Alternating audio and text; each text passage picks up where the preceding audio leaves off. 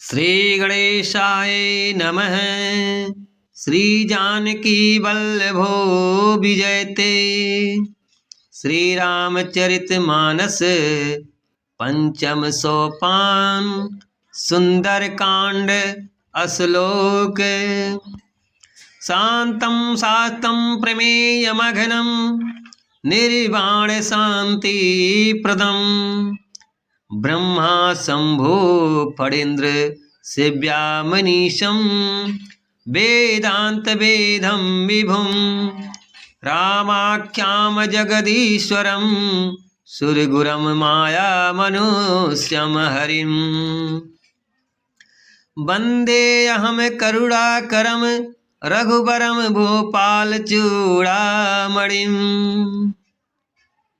शांत सनातन अप्रमेय प्रमाणों में से परे निष्पाप मोक्ष रूप परम शांति देने वाले ब्रह्मा शंभु और शेष जी से निरंतर सेवित वेदांत के द्वारा जानने योग्य सर्वव्यापक देवताओं में सबसे बड़े माया से मनुष्य रूप में दिखने वाले समस्त पापों को हरने वाले करुणा की खान रघुकुल में श्रेष्ठ तथा राजाओं के शिरोमणि राम कहलाने वाले जगदीश्वर की मैं वंदना करता हूँ। नान्या स्प्रे रघुपते हृदय में दिए।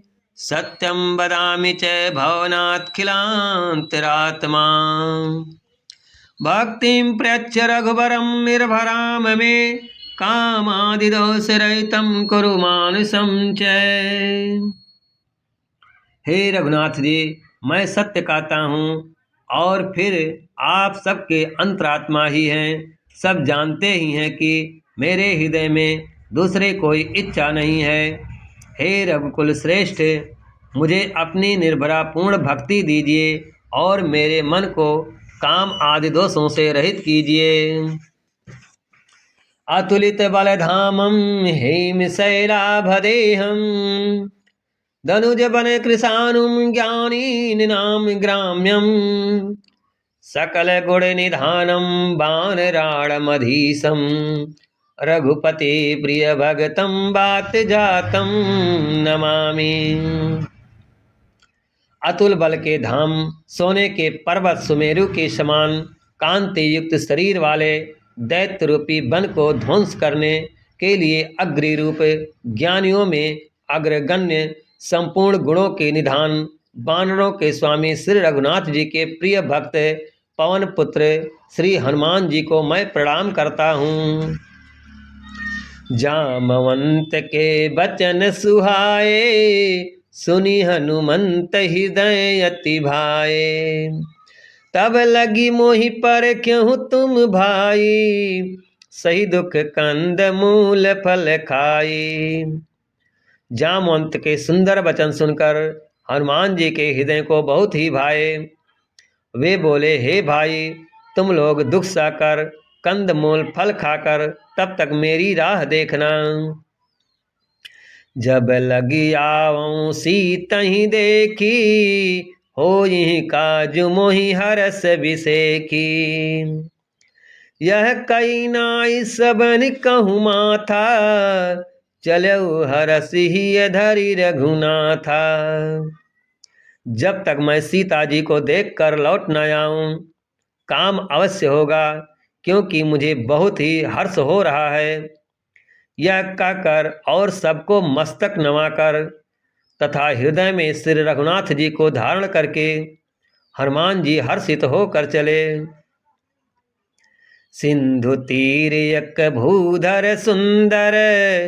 कौतुक कूद चढ़ऊ ताऊ पर। बार बार रघुबीर संभारी। तर क्यों पवन तनय बल भारी। समुद्र के तीर पर एक सुंदर पर्वत था। हनुमान जी खेल से ही अनायास ही कूदकर उसके ऊपर जा चढ़े और बार बार श्री रघुवीर का स्मरण करके अत्यंत बलवान हनुमान जी उस पर से बड़े वेग से उछले। जही गिरि चरण देई हनुमंता। चलो सुगा पाताल तुरंता। जिमि अमोघ रघुपति करबाना, यही भांति चलयो हनुमाना। जिस पर्वत पर हनुमान जी पैर रखकर चले, जिस पर से वे उछले, वह तुरंत ही पाताल में धंस गया। जैसे श्री रघुनाथ जी का मोघ बाण चलता है, उसी तरह हनुमान जी चले। जल निधि रघुपति दूत बिचारी, तय मैं ना कहूँ ही श्रम हारी। समुद्र ने उन्हें श्री रघुनाथ जी का दूत समझकर मैनाक पर्वत से कहा कि हे मैनाक, तो इनकी थकावट दूर करने वाला हो, अर्थात अपने ऊपर इन्हें विश्राम दे। हनुमान तहीं पर साकर, पुनि कीन प्रणाम। राम काज कीने बिनु, मोहे कहाँ विश्राम। हनुमान जी ने उसे हाथ से छू दिया, फिर प्रणाम करके कहा है भाई, श्री रामचंद्र जी का काम किए बिना मुझे विश्राम कहाँ है। जात पवन सुत देवन देखा, जानै कहूँ बल बुद्धि विसेखा। सुरसा नाम यही निकय माता, पठैन आय कहीं तहीं बाता। देवताओं ने पवन पुत्र हनुमान जी को जाते हुए देखा।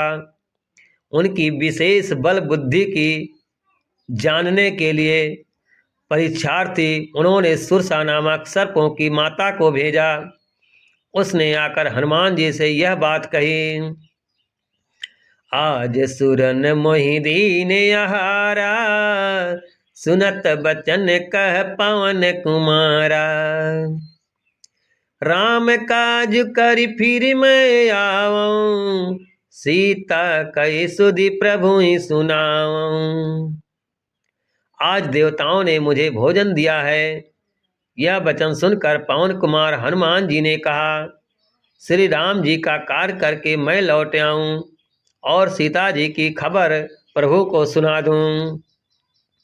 तब तब बदन पैठहूँ आई, सत्य कहूँ मोहि जान दे माई। कवनहु जतन दे नहीं जाना, ग्रससि न मोहि कहऊ हनुमाना। तब मैं आकर तुम्हारे मुंह में घुस जाऊंगा, तुम मुझे खा लेना हे माता। मैं सत्य कहता हूँ, अभी मुझे जाने दे। जब किसी भी उपाय से उसने जाने नहीं दिया, तब हनुमान जी ने कहा, तो फिर मुझे अब खा लीजिए। जो जन भरित ही बदन पसारा, कपितनु कीने दुगुन विस्तारा। सोरह जो जन मुख तहि ठयऊ, तुरत पवन सुत 32 भयऊ। उसने योजन भर 4 कोस में मुंह फैलाया। तब हनुमान जी ने अपने शरीर को उससे दूना बढ़ा लिया। उसने 16 योजन का मुख किया। हनुमान जी तुरंत ही 32 योजन के हो गए। जस जस सुरसा बदनु बढ़ावा, तास दून कपि रूप दिखावा। सत जो जन तेहि आनन कीन्हा, अति लघु रूप पवन सुत लीन्हा।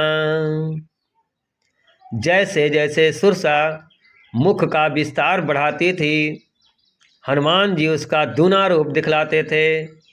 उसने 100 योजन 400 कोस का मुख किया। तब हनुमान जी ने बहुत ही छोटा रूप धारण कर लिया। बदन पैठ पुनि बाहिर आवा, मागा विदाता ही सिरुनावा। मोहि सुरन जेहि लागी पठावा, बुद्धि बल मरम तोर मैं पावा। और वे उसके मुख में घुसकर तुरंत फिर बाहर निकल आए और उसे सिर नवाकर विदा मांगने लगे। उसने कहा, मैंने तुम्हारी बुद्धि बल का भेद पा लिया, जिसके लिए देवताओं ने मुझे भेजा था।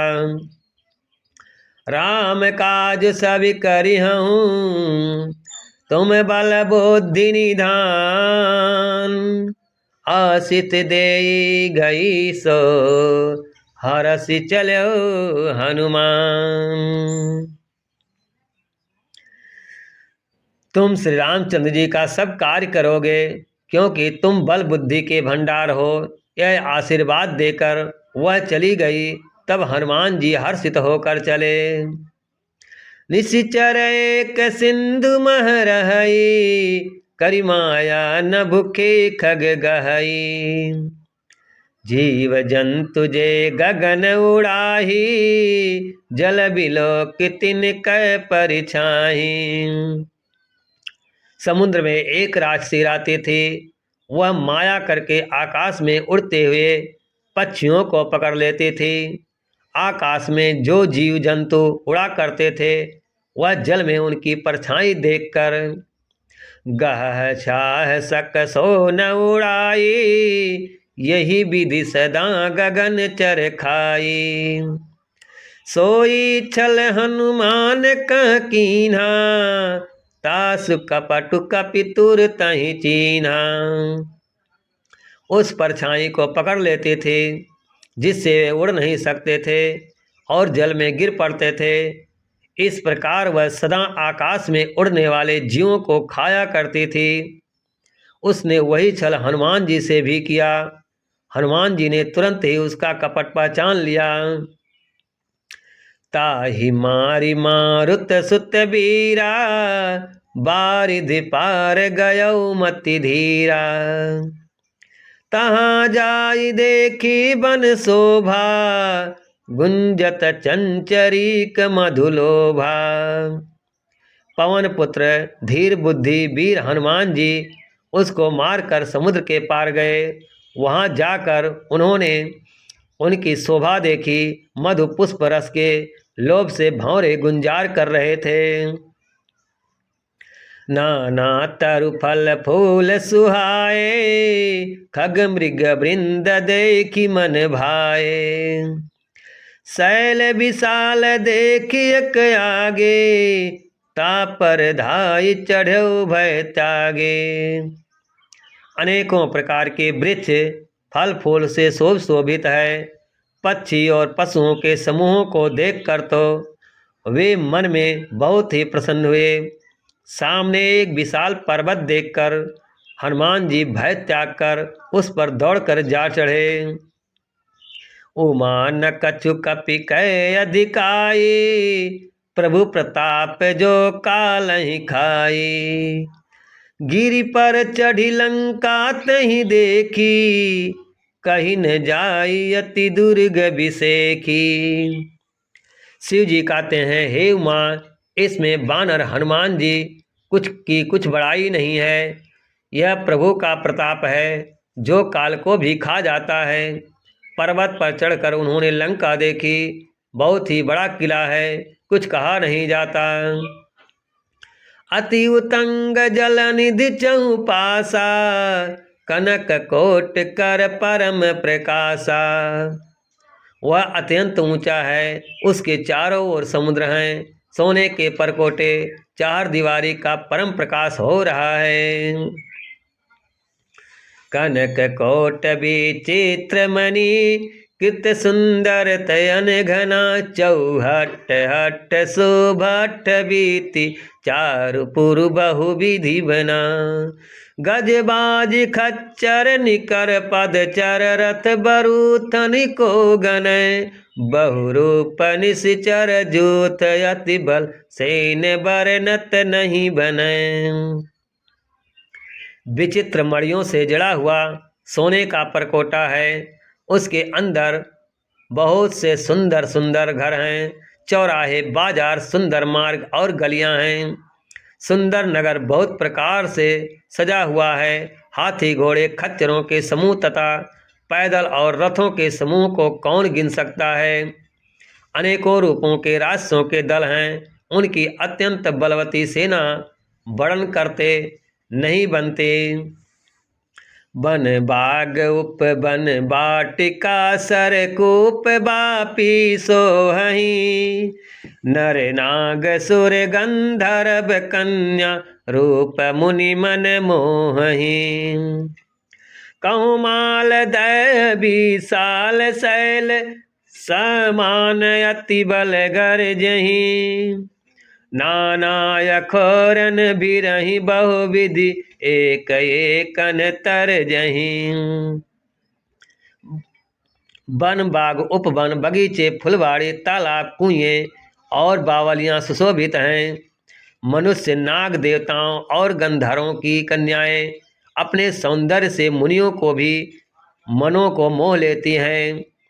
कहीं पर्वत के समान विशाल शरीर वाले बड़े ही बलवान मल्ल पहलवान गरज रहे हैं। वे अनेकों अखाड़ों में बहुत प्रकार से भिड़ते और एक दूसरे को ललकार रहे हैं।